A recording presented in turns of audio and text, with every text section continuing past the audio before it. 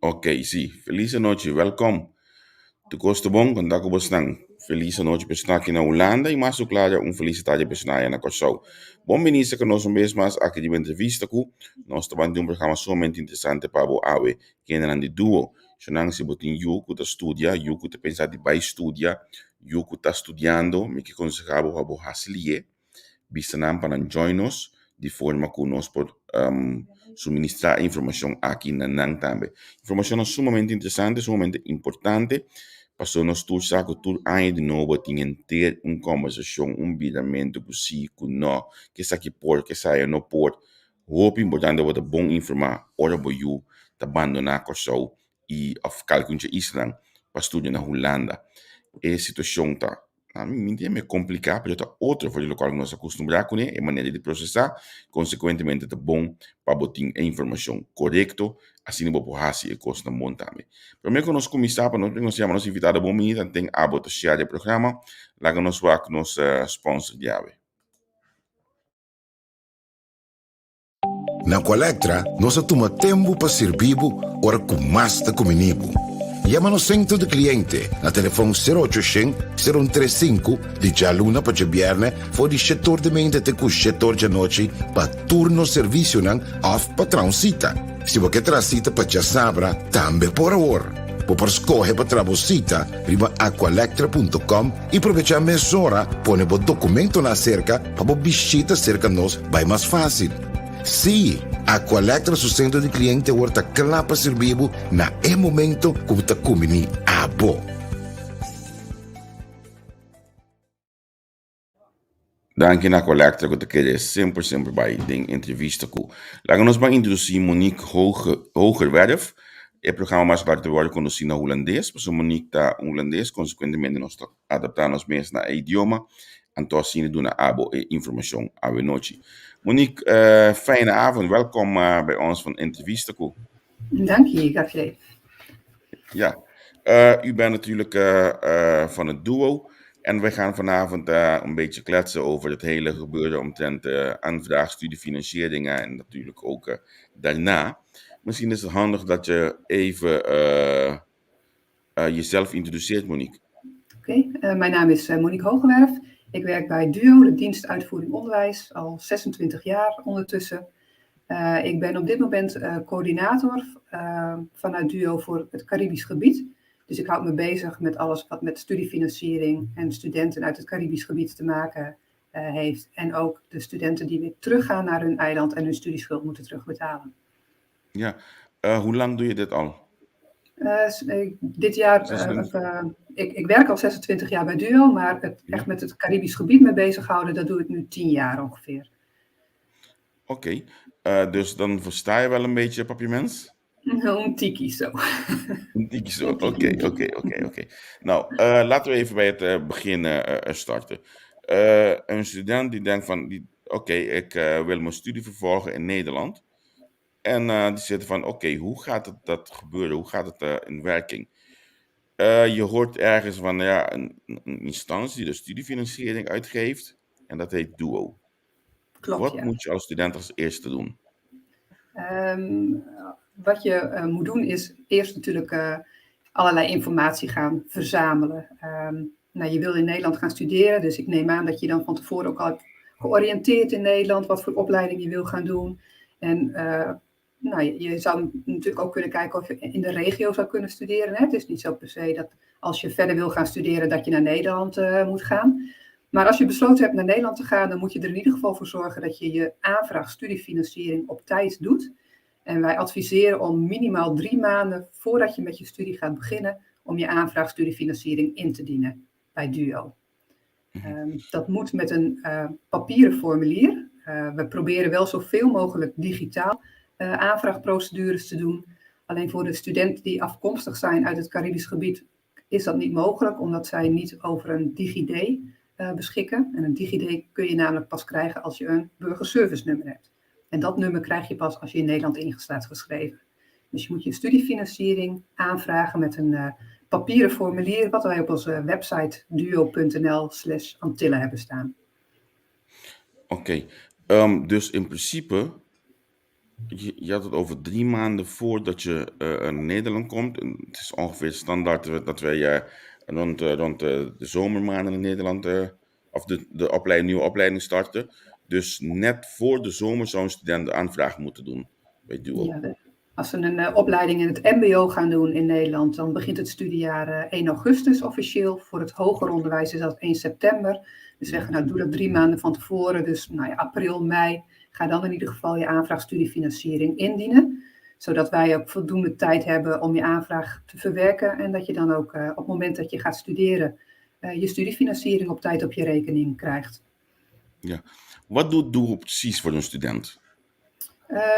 Duo is eigenlijk de financierder. Dus wij zorgen alleen ervoor dat de student zijn studiefinanciering op zijn rekening krijgt.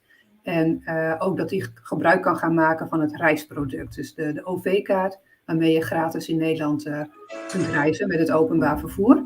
Dus wij doen eigenlijk alleen het stukje geld, begeleiding, zorg voor huisvesting, et cetera. Dat is niet iets wat Duo doet. Daar zijn andere instanties voor die zich daarmee bezighouden.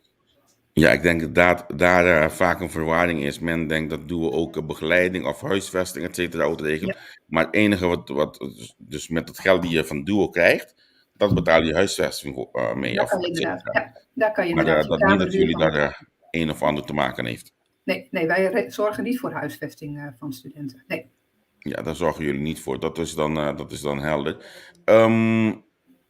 Het aanvraagproces. Je had het net over dat het op papier gedaan moet worden. Dus het moet dan per post naar Nederland toe vanuit een of andere een van de eilanden. Want we hebben het niet over alleen Curaçao, maar alle eilanden doen jullie aanvraag. Ja, hoor. Toch? Ja, geldt voor alle eilanden. De mensen die in het Caribisch gebied wonen op de eilanden, die hebben natuurlijk de Nederlandse nationaliteit en komen daarom ook voor de studiefinanciering in Nederland in aanmerking. Ja. Het formulier kunnen ze opsturen per post, maar het kan ook ingevuld worden en gescand en dan gemaild worden naar Duo. Dan Oké. komt het wat eerder aan.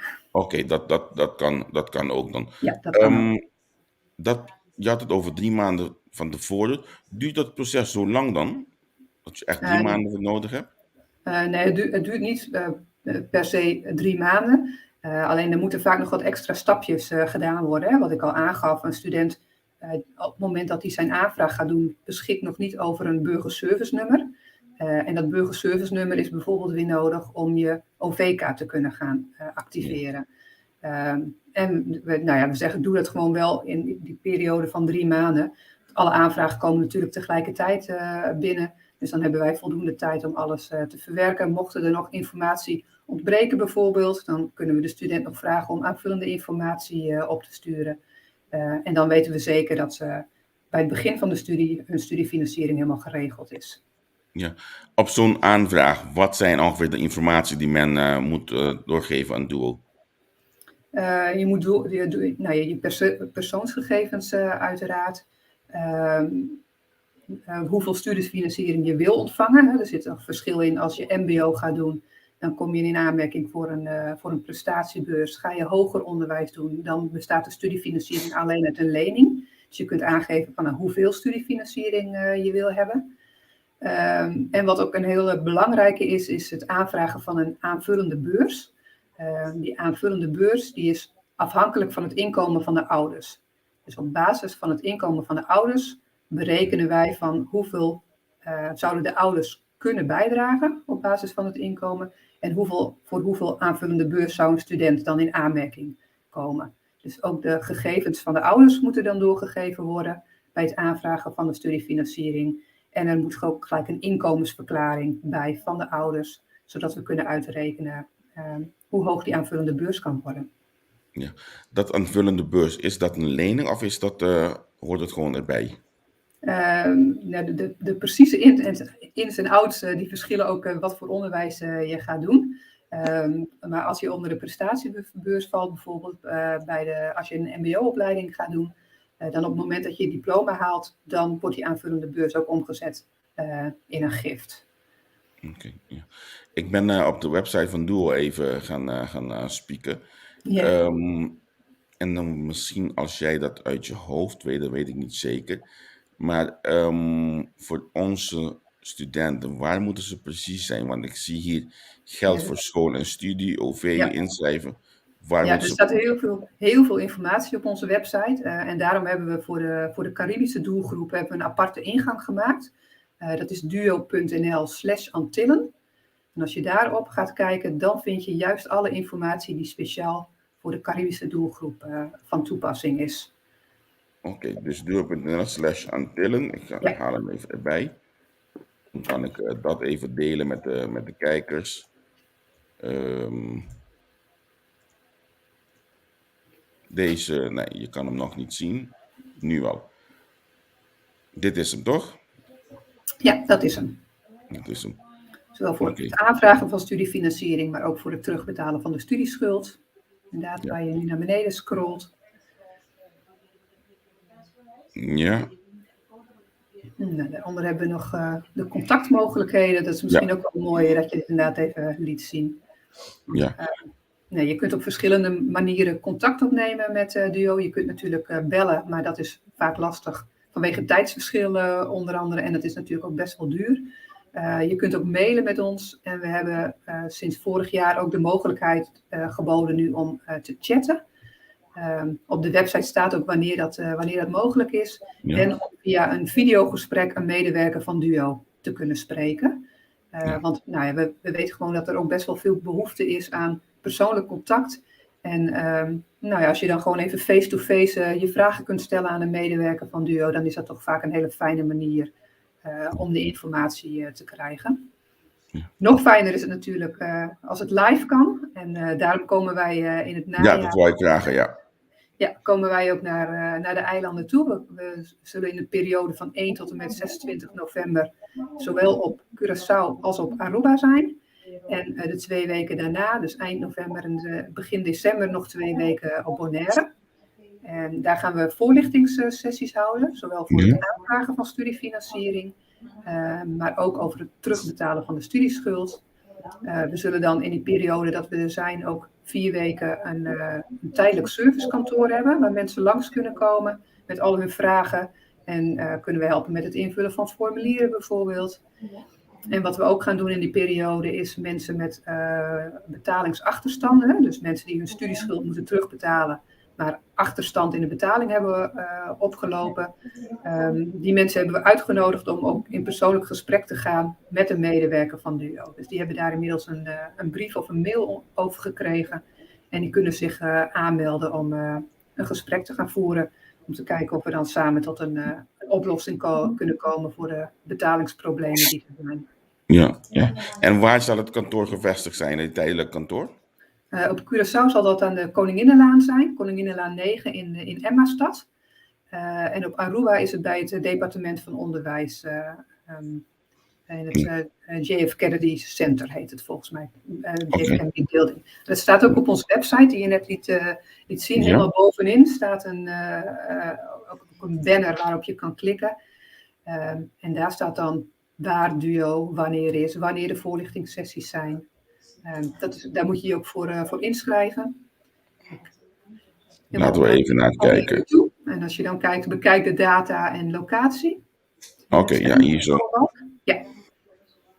Daar staat dan wat we gaan doen. En moet je ook aanmelden voor de voorlichtingsbijeenkomsten. Op Curaçao kun je al zien, hè, op 1 en 3 november zitten we al helemaal vol. Zoveel mensen hebben zich inmiddels al aangemeld. Dus daar is de enige mogelijkheid nog om op 4 november naar een voorlichtingsavond over het aanvragen van studiefinanciering te komen. Okay. Wat zal die avond ongeveer besproken worden tijdens deze? Nou, het hele aanvraagproces waar we het net ook al heel kort over hebben gehad. Van waar moet je allemaal op letten als je studiefinanciering gaat aanvragen? Waar bestaat je studiefinanciering uit? Wat is allemaal belangrijk? Dus het is echt om de student helemaal vanaf het begin af aan mee te nemen in het hele proces. En uitleggen hoe het in zijn werk gaat. Mm-hmm. De ervaring is ook dat er veel ouders ook altijd meekomen naar deze voorlichtingsbijeenkomsten. Ook voor ouders is het natuurlijk ook heel interessant om te weten. Ja, klopt. Financiering. Wat zijn de meeste vragen die jullie krijgen vanuit het Caribische Nederland? Als het Van de gaat eilanden. over het aanvragen van studiefinanciering, dan willen mensen graag bevestiging, hè, dat de aanvraag is binnengekomen. Dus wat de status is van de aanvraag. Dat zijn wat dat betreft de vragen die komen. Ook of de aanvullende beurs al berekend is, wat ze daar precies voor moeten doen. Hè? Dat het inkomen van de ouders opgestuurd moet worden, wat voor bewijsstukken daarvoor opgestuurd moeten worden. Oké. En als het gaat over het terugbetalen van de studieschuld, dan gaat het toch ook vaak wel over betalingsproblemen. Dus Ja. je moet een bepaald bedrag terugbetalen. En ja, wat moet ik dan doen als ik het niet kan terugbetalen? Wat zijn de mogelijkheden daarvoor? Ja. Ja, laten we even gaan naar de terugbetalen. Ik denk dat een groot thema is. Even denken, ongeveer 10 jaar hoor ik dat, 10 jaar lang hoor ik dat echt op jaarlijkse basis. Hoe gaat het vanuit de Antilliaanse eilanden? Hoe gaat het terugbetalen? Nou, de regels voor het terugbetalen zijn dat op het moment dat je klaar bent met je studie, hoef je nog niet direct te starten met het terugbetalen. We geven de mensen een zogenaamde aanloopfase van 2 jaar. Dus in die periode hoef je nog niet te terug te gaan betalen. Maar na die 2 jaar begint echt de aflosfase en dan moet je wel gaan terugbetalen. Dan is het een beetje afhankelijk onder welke regels je valt. Of je moet het in 15 jaar moet je je schuld terugbetalen of in 35 jaar. En dan merken we toch wel dat de mensen die in het Caribisch gebied wonen toch relatief gezien grotere betalingsachterstanden hebben dan de studenten die vanuit Nederland moeten terugbetalen. En een van de oorzaken daarvan is dat mensen vaak toch niet op de hoogte zijn van de mogelijkheden die er zijn. Een van de mogelijkheden is bijvoorbeeld dat je naar draagkracht kan terugbetalen. Dus dan kijken we, wat is jouw inkomen? Net zoals eigenlijk bij die aanvullende beurs. Hè, kijken we naar het inkomen van de ouders. Maar op het moment dat je je studieschuld moet gaan terugbetalen, dan kijken we naar het inkomen van de ex-student zelf. En kunnen we op basis daarvan berekenen hoeveel die terug zou kunnen betalen. En omdat de inkomens in het Caribisch gebied toch vaak iets lager zijn dan in Nederland, kom je al snel voor zo'n draagkrachtmeting in aanmerking. Alleen de ex-student moet zelf wel de eerste stap zetten door het aan te vragen. En dat zien we helaas nog te weinig. Dat er te weinig mensen zijn die daar gebruik van maken. Dus dat ze nog niet die aanvraag ingediend hebben. En dat proberen we straks ook met het bezoek van DUO aan de eilanden. Om daarvoor te gaan zorgen dat zoveel mogelijk mensen dat wel gaan doen, die draagkrachtmeting aanvragen. Want dat is gewoon een hele mooie regeling. En dat is zonde om daar geen gebruik van te maken. Is dit aanvraag of de regeling sinds kort of is het op langere basis? Nee hoor, dat is eigenlijk altijd al zo geweest.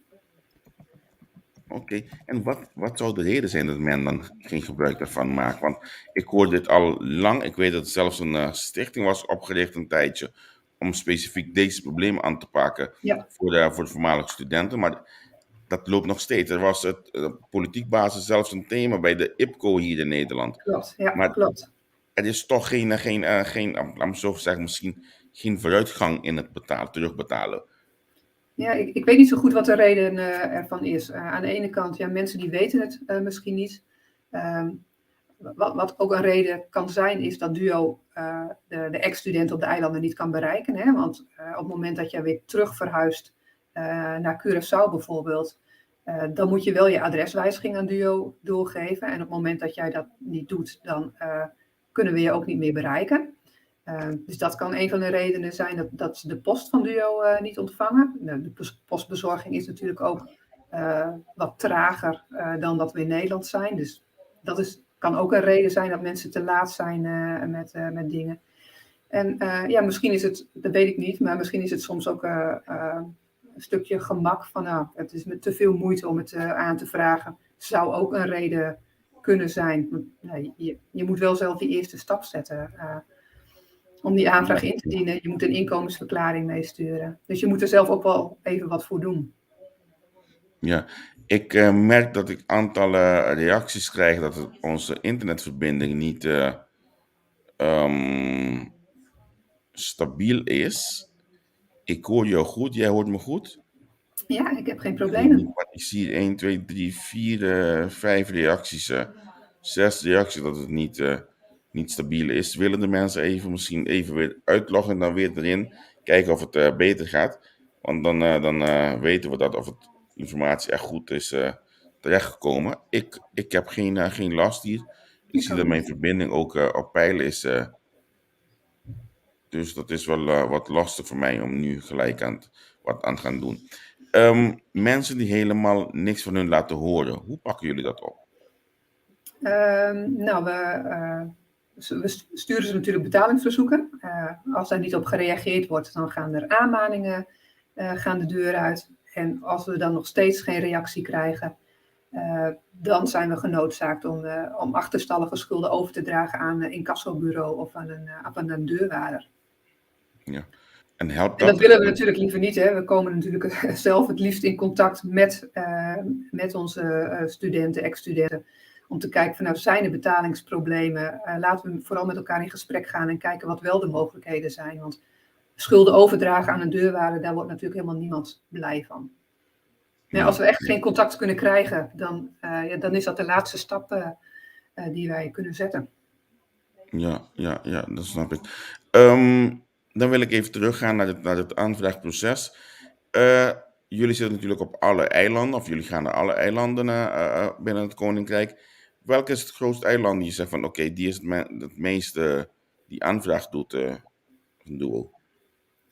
Nou, van Curaçao komen de meeste studenten en hebben we ook de meeste ex-studenten wonen. Dat is echt wel, die steekt er wel met kop en schouders bovenuit, zou ik bijna willen zeggen. En daarna komen de meeste studenten van Aruba en Sint Maarten en Caribisch Nederland. Dat is ongeveer gelijk, denk ik. In totaal komen er op jaarbasis zo'n kleine 1500 studenten vanuit het Caribisch gebied naar Nederland om te studeren. Ja. 1500 op jaarbasis. Ja, dat is best wel heel veel. Ja, dat is best wel veel, ja. Ja. Ja. Even ter slot, wat zou het belangrijkste punt dat men vandaag moet meenemen vanuit Duo? Nou, bezoek onze website als je informatie wil hebben, die je net liet zien, duo.nl/Antillen. En maak vooral gebruik van, als je op de eilanden woont, op een van de ABC-eilanden. Duo is daar straks aanwezig. Maak daar gebruik van. Kom naar de voorlichtingsbijeenkomsten of bezoek het tijdelijke servicekantoor op het eiland. Zodat we de mensen zo goed mogelijk kunnen helpen. Dus kom met Duo in contact. Kom met Duo in contact, ja. Ook al is het onderwerp niet leuk over terugbetaalde studieschulden en betalingsproblemen, neem wel contact op, want samen komen we er vast wel uit. En als je geen contact opneemt, dan wordt het alleen maar erger. Ja. Nou, Monique, hartstikke bedankt voor je tijd van vanavond. Ik hoop dat het een interview was die heeft geholpen, zodat jullie meer contact kunnen maken met de eilandbewoners. Het is nu bijna het einde van het jaar natuurlijk, maar jullie gaan binnenkort richting de eilanden en ik hoop dat daar ook de avonden goed bezocht. We zagen al 2 zijn vol, maar die derde ook goed bezocht wordt, ja. En dat meer informatie verschaft wordt aan de studenten. Ja, ik hoop het ook. Oké, hartstikke bedankt. Jij ook bedankt dat ik hier het een en ander mocht vertellen. Oké, hoi. Doei. Zodat ik dat Monique Hogerwerf, nós conversar com ele de Duo. Bom mês a nota com roupa informação. O bom mês que da corda word aqui roupa informação was bom uso de dia. Então me espera com abo que tamanho que tu siga programa na aqui mas tanto bola que eu aqui passando bo you também tem informação de lo qual que é tem quase se dar o caso que eu estudo na Holanda. Aí programa pouco mais cortico. Na minha dank je botão te conosco. É só que problema com internet. A mim a wak raad yo mi monitor. Etapa daarbij bonbon dus lo mi conseguir bo wak back programa. Anto si botan to sobre a informação ng pabo si besa kinan. Shonan tu danki, tema yang juske.